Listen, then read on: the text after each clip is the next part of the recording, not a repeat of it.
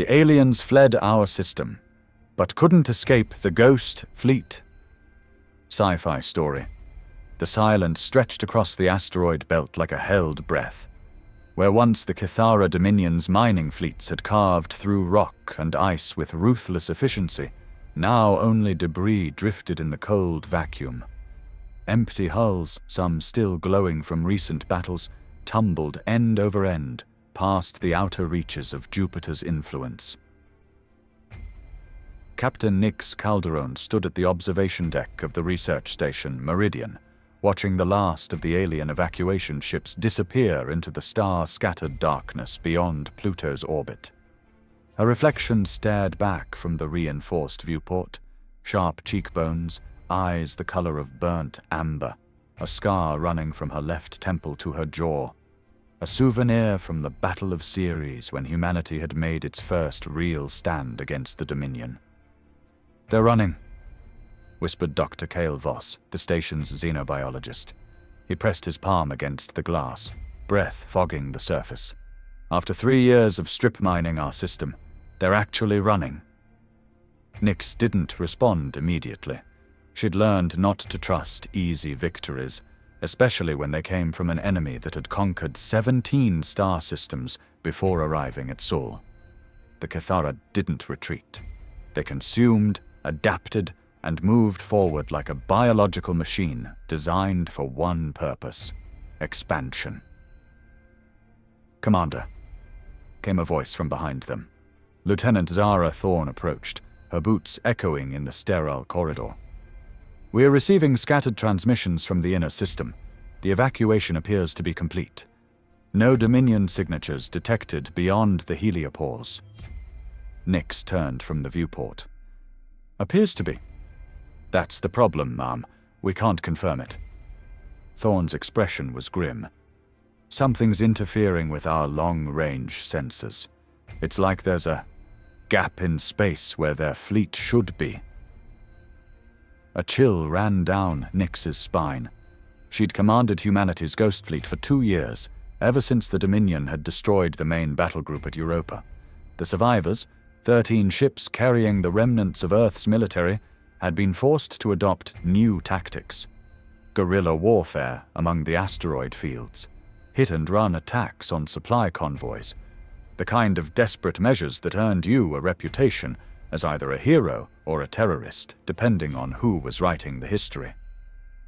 "Prep the Revenant," she ordered. "I want a full reconnaissance sweep of the outer system." "Captain," Dr. Voss interjected, "if they're truly gone, shouldn't we be celebrating? This could be the end of the occupation." Nix's laugh was bitter. "The Kithara don't give up territory they've claimed. They don't retreat from resource-rich systems, and they sure as hell don't abandon a conquest just because we've been making their lives difficult." She walked past them toward the command center, her mind already racing through possibilities. The Dominion had spent 3 years systematically dismantling humanity's infrastructure. They'd harvested Earth's oceans, carved up Mars for its mineral wealth, and turned the asteroid belt into their personal mining operation. The death toll was in the billions. "They're not retreating," she said, more to herself than to the others. "They're repositioning." The command center of Meridian Station buzzed with activity. Technicians hunched over consoles, their faces lit by streams of incoming data. The main holographic display showed the solar system as a web of trajectories and sensor readings, with vast empty spaces where the Dominion fleet had been operating just days before.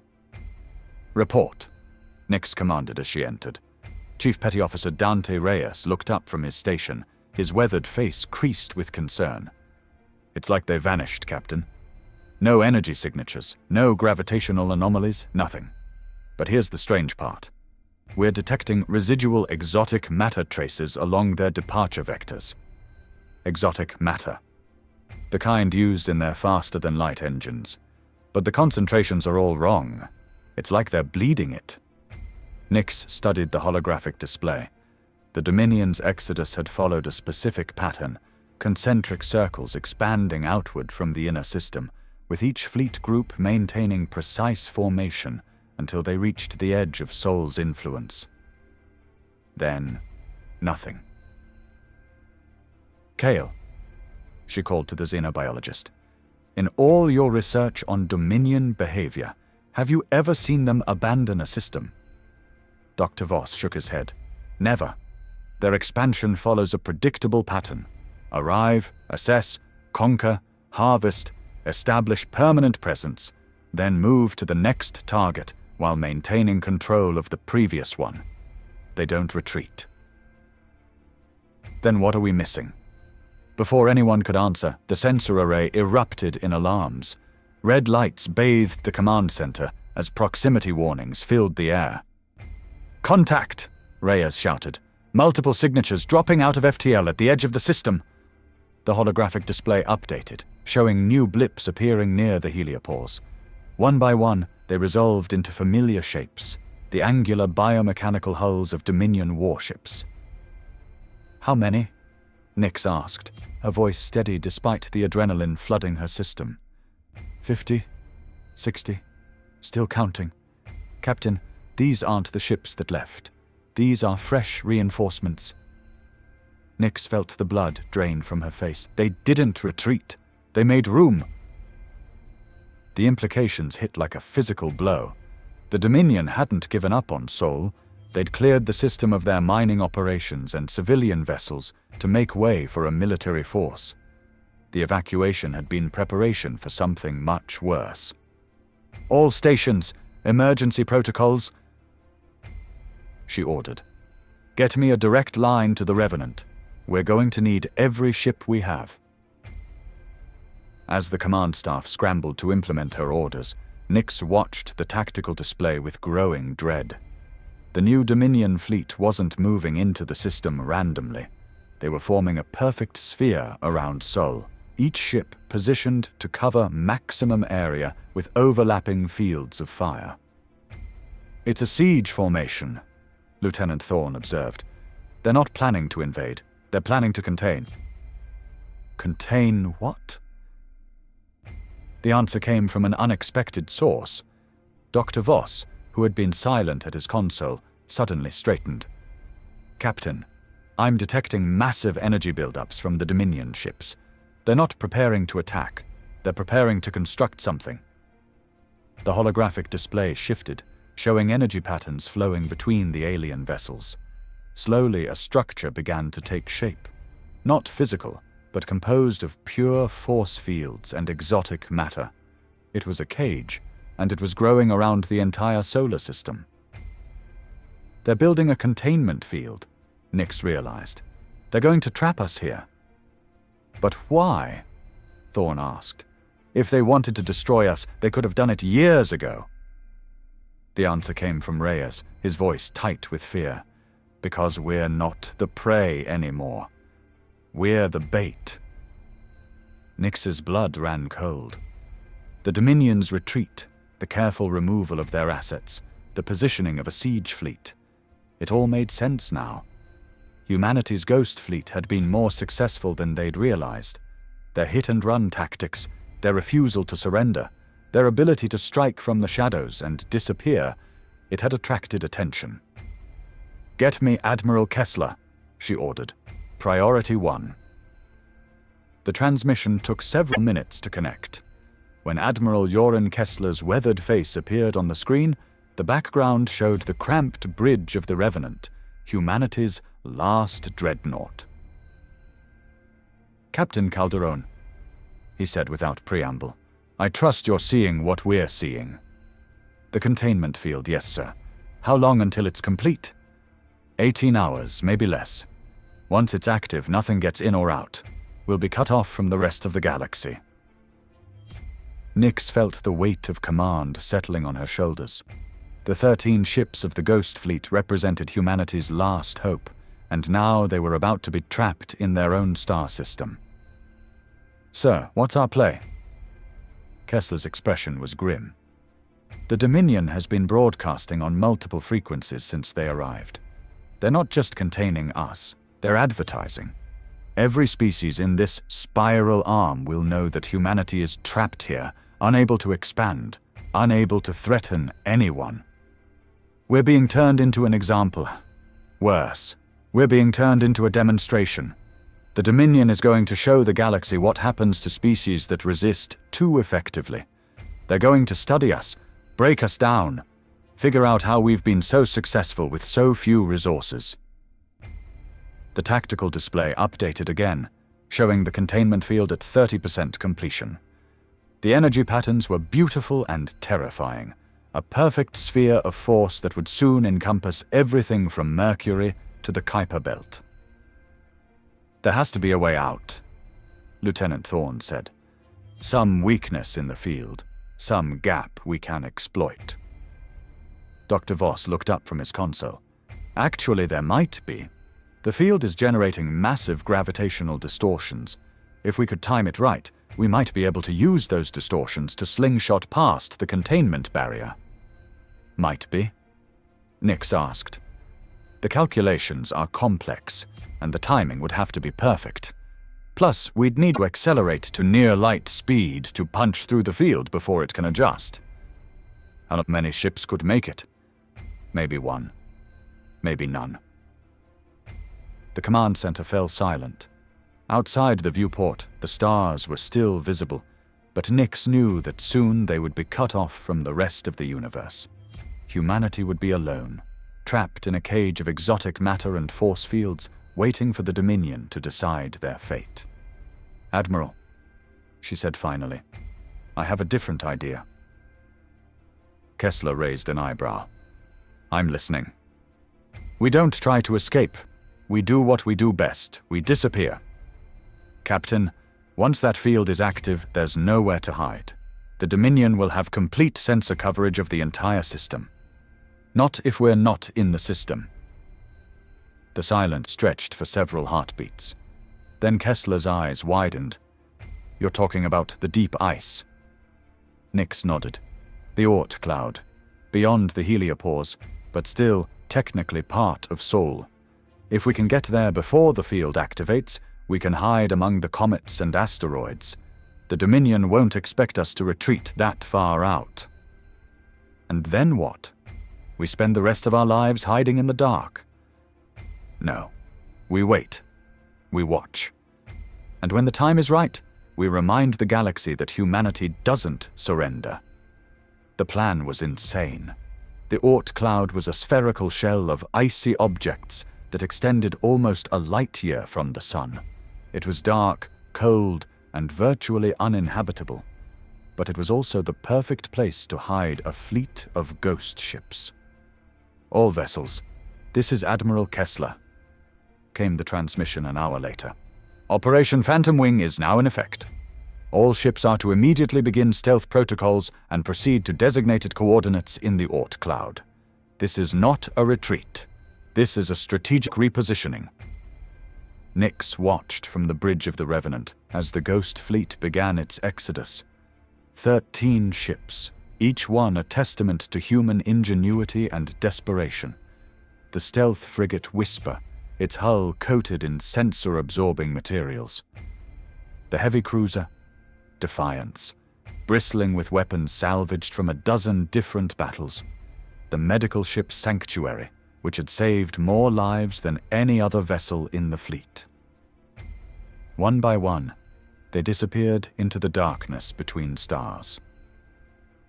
The journey to the Oort cloud took 14 hours. By the time they reached the outer edge of the comet shell, the Dominion's containment field was at 90% completion. The energy barrier stretched across space like a soap bubble, its surface rippling with exotic matter distortions. "Final positions," Nix ordered. "All ships are to power down to minimal systems and maintain radio silence. We're ghosts now, in every sense of the word." The fleet scattered among the icy bodies of the Oort cloud, each ship finding its own hiding place in the cosmic debris. The Revenant settled into the shadow of a comet the size of Manhattan, its hull going dark as all non-essential systems shut down. "How long do we wait?" Lieutenant Thorne asked. "As long as it takes." The answer came sooner than expected. 6 months after the containment field went online, the first probe arrived. It appeared without warning at the edge of the system, a sleek, silver vessel unlike anything in the Dominion fleet. Its hull was smooth, almost organic, and it moved with the fluid grace of a living thing. "Unknown configuration," reported Chief Reyes, his voice barely above a whisper. "It's scanning the containment field." Through the ship's passive sensors, they watched as the probe circled the barrier, its scanners probing for weaknesses. The Dominion ships responded immediately, redirecting their weapons toward the intruder. "They're powering up," Thorne observed. "Full combat readiness." The probe's response was swift and decisive. Beams of coherent energy lanced out from its hull, striking the nearest Dominion vessel.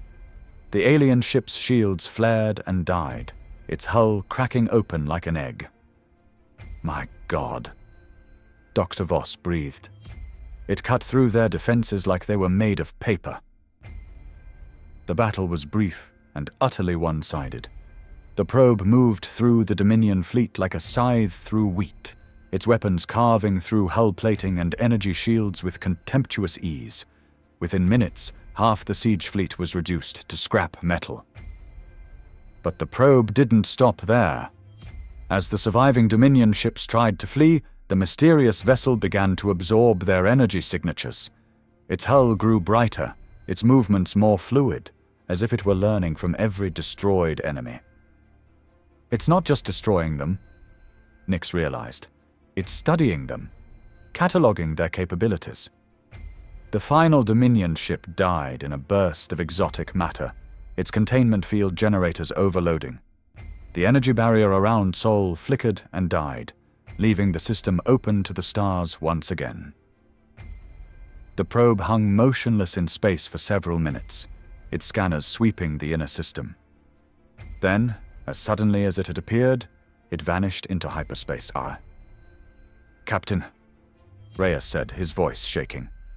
"We're receiving a transmission. It's from Earth." The signal was weak, distorted by months of travel through the void. But the message was clear. "Ghost Fleet, this is Geneva Control. The probe has made contact. They want to talk." Nix stared at the tactical display, her mind racing. The Dominion's cage was broken, their fleet destroyed by a single vessel from an unknown civilization. Humanity was no longer trapped, but they were also no longer alone. "Set course for Earth," she ordered. "Full stealth approach. We need to know what we're dealing with." As the Revenant emerged from the shadows of the Oort cloud, Nix couldn't shake the feeling that everything was about to change. The Dominion had trapped them to use as bait, but something else had taken that bait instead. The question was whether humanity's new visitors would prove to be saviors or something far worse. 3 days later, the Ghost Fleet approached Earth's orbit. The planet looked different, cleaner somehow, as if the Dominion's industrial scars were already beginning to heal. But it was the vessels in orbit that caught Nix's attention.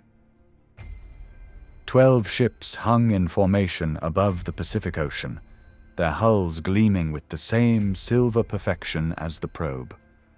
They were beautiful and terrifying, like predators made of liquid metal and starlight. "We're being hailed," Thorne reported. The transmission came through clear and strong, in perfect English. "Captain Calderon, this is Speaker Vale of the Synthesis Collective. We've been waiting for you." Nix's blood ran cold. They knew her name, knew her ship, knew she was coming. The probe hadn't just destroyed the Dominion fleet. It had been gathering intelligence. "This is Captain Calderon," she replied, her voice steady despite the fear clawing at her chest. "State your intentions." "We come seeking partnership, Captain.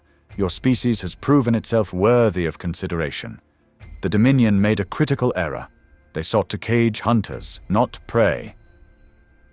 The view screen flickered, showing the interior of one of the alien vessels.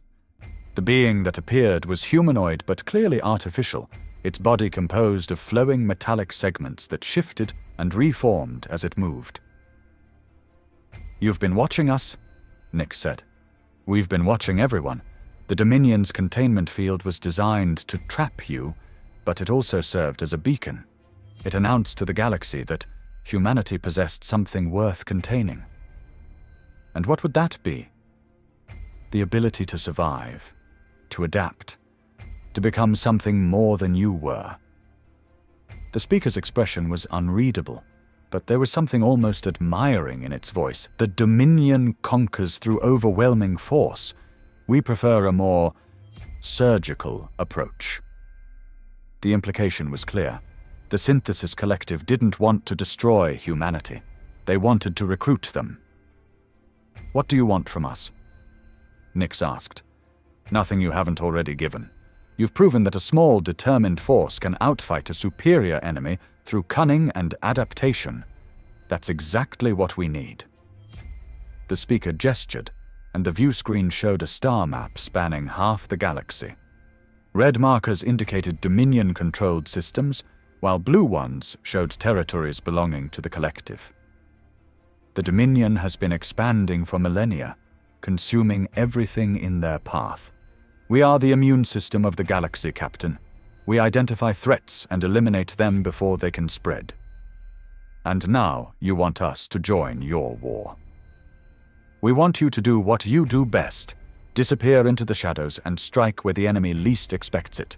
Your Ghost Fleet has already proven capable of operating behind enemy lines. Imagine what you could accomplish with our resources." Nix looked at the star map, at the red markers spreading like a cancer through the galaxy. Humanity had barely survived the Dominion's occupation of one system. How many other species had been less fortunate? "What happens to Earth? To humanity?" "You remain free, autonomous. We ask only that you share your expertise in asymmetric warfare. In return, we offer protection, resources, and the opportunity to strike back at those who would have destroyed you." The offer was tempting. No more hiding in the dark, no more scavenging for supplies, no more watching helplessly as the Dominion's fleets carved up the galaxy. But Nix had learned not to trust easy victories. "I'll need to discuss this with my people," she said. "Of course, but don't take too long, Captain. The Dominion is already mobilizing reinforcements. They won't make the same mistake twice." The transmission ended, leaving the Ghost Fleet alone in the void. Around them, the silver ships waited with infinite patience, like predators confident in their eventual success. "What do you think?" Lieutenant Thorne asked. Nix stared at the alien vessels, her mind weighing options. The Synthesis Collective had saved humanity from the Dominion, but their methods were disturbingly efficient. They claimed to be the galaxy's immune system, but what happened when the immune system decided that humanity itself was a threat? "I think," she said finally, "that we're about to find out if we're strong enough to survive being rescued." The Ghost Fleet held its position, 13 ships carrying the future of humanity into an uncertain alliance. Behind them, Earth turned slowly in its orbit, free from the Dominion's chains, but not yet free from the price of that freedom. In the depths of space, the Synthesis Collective waited. And somewhere in the darkness between stars, the Dominion's reinforcements were already moving towards Sol. The war was far from over. It was just beginning. The end. Thanks for reading. If you enjoyed this story, let me know what you thought in the comments. Should humanity trust the Synthesis Collective, or are they walking into another trap? I'd love to hear your theories about what happens next.